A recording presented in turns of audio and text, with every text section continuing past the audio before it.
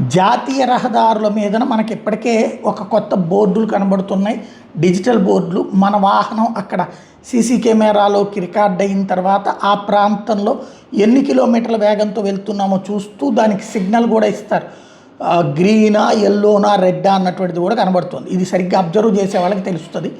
నీట్గా రోడ్లను చూసుకుంటూ వెళ్ళే వాళ్ళకి. అలా కాకుండా ఆవేశంగా వెళ్ళేటటువంటి వాళ్ళకి తెలియకపోదు.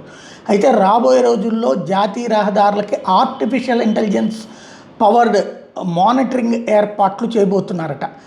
డాష్ కామ్ ఏర్పాటు చేయబోతున్నారు. టోటల్గా 40,000 కిలోమీటర్ల రేడియస్లో. ఇవి రాబోయేటటువంటి ఏరియాల్లో ఎక్కడ ట్రాఫిక్ జామ్ ఉంది, ఎటు డైవర్ట్ అవ్వాలి, అలాగే ప్రాణాంతక పరిస్థితుల్లో వెళ్తున్నామా ఏంటి అన్నటువంటిది ఎప్పటికప్పుడు క్రాస్ చెక్ చేసి ఈవెన్ ఆ దగ్గరలో ఉన్నటువంటి పోలీస్ ఆర్ మెడికల్ వాళ్ళని కూడా అలర్ట్ చేసేటటువంటి సిస్టమ్ని హైవేస్ మీద తీసుకురాబోతున్నది ప్రభుత్వం.